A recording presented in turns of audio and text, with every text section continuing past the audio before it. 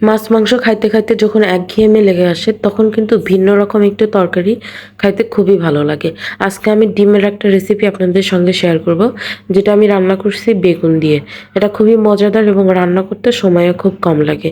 এর জন্য প্রথমে আমি ডিমগুলোকে সিদ্ধ করে নিচ্ছি। আর ডিম সিদ্ধ করার সময় আপনারা চেষ্টা করবেন একটুখানি লবণ দিয়ে দিতে, তাহলে ডিমের খোসাটা তুলতে খুব সুবিধা হয়। আর ডিম সিদ্ধ হওয়ার পরপরই অবশ্যই এটা ঠান্ডা পানির মধ্যে দিতে হবে, তাহলেই খোসাগুলো সুন্দরভাবে একদম এড়ায় আসে। দেখেন আমি ডিমগুলো এড়াচ্ছি, ডিমের খোসাগুলো এড়াচ্ছি, একটা ডিমেরও কিন্তু উঠে আসতেছে না, শুধু খোসাটা উঠে আসতেছে। এটা খুব সুন্দরভাবে ডিমের খোসা থেকে আলাদা করা যায়। আমি প্রত্যেকটা ডিম সুন্দরভাবে ডিমের খোসা থেকে আলাদা করে নিব। তারপর এটাকে ঠান্ডা পানি দিয়ে খুব ভালো করে ধুয়ে নিব। ঠান্ডা পানি দিয়ে ভালো করে ধোয়ার পরে আমি ডিমগুলোকে একটু কেটে নিচ্ছি, কারণ এটা ডিমটা কাটলে পরে ডিমের ভিতরে মশলাগুলো যাবে, তখন ডিমটা খাইতে বেশি ভালো লাগে।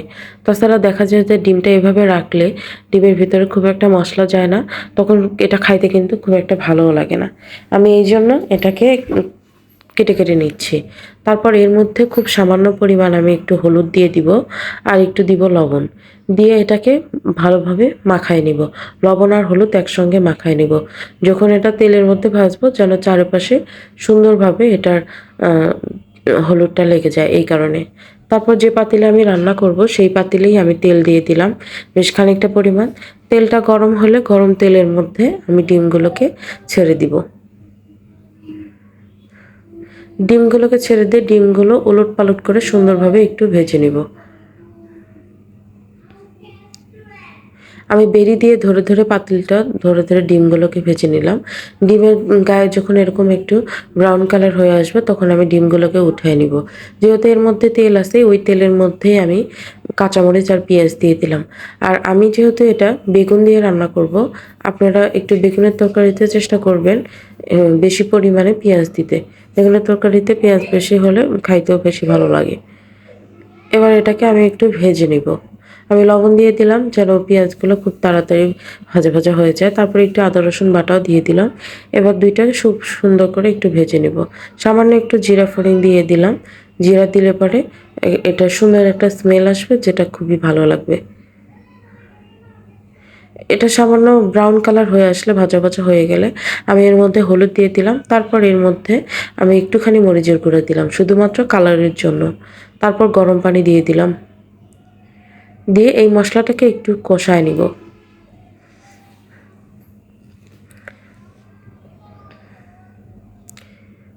ঢাকনা দিয়ে আমি মশলাটা কষায় নিলাম।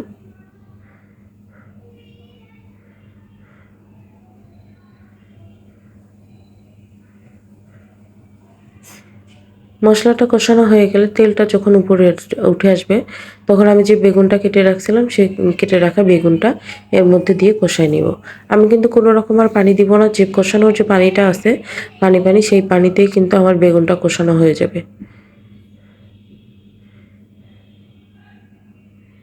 2 মিনিট বেগুনটা কষায় নিয়ে ঢাকনা উঠে আমি এটাকে আবার একটু নেড়ে দিচ্ছি যেন তলাতে লেগে না যায়। এটা বারবার ঢাকনা দিয়ে আর বারবার ঢাকনা উঠে এটাকে একটু সময় নিয়ে নিয়ে কষাতে হবে। বেগুনটা কষে যখন উপরে তেল উঠে আসছে তখন এর মধ্যে আমি ডিমটা দিয়ে দিলাম। ডিম আর বেগুন এবার আমি একসঙ্গে আবার একটু কষায় নিব।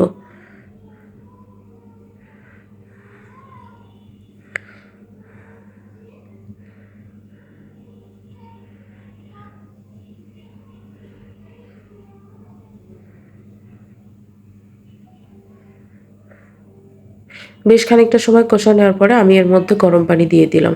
আপনারাও চেষ্টা করবেন এর মধ্যে গরম পানি দিয়ে দিতে। বেগুনের তরকারি তো গরম পানি দিলে তরকারিটা বেশ ভালো হয়। আমি বেশ খানিকক্ষণ এটাকে জাল করছি, বেগুনগুলো একদম সিদ্ধ হয়ে গলে গেছে আর এটাও উপর দিকে তেল উঠে আসছে। আমি এবার এটাকে একটুখানি ঢাকনা দিয়ে রেখে আমি এটাকে নামায়ে ফেলবো। আপনারা হয়তো বলতে পারেন কি ব্যাপার, ডিম দেখলাম 4টা এখন হয়ে গেছে 3টা। না, আমার বাসায় একটা ছোট বাচ্চা আছে, সে আগেই রান্না হওয়ার আগেই ডিমটা উঠায় খেয়ে ফেলছে, এই কারণে আর কি 3টা হয়ে গেল। মজাদার ঝটপট বেগুন দিয়ে ডিমের একটা তরকারি। আপনারা চাইলে বাসায় একবার এটা ট্রাই করতে পারেন। আর যদি বাসায় এটা ট্রাই করেন অবশ্যই আমাকে কমেন্টে জানাবেন। আর অবশ্যই আমার চ্যানেলে সাবস্ক্রাইব করবেন আর একটা লাইক কমেন্ট করতে ভুলবেন না।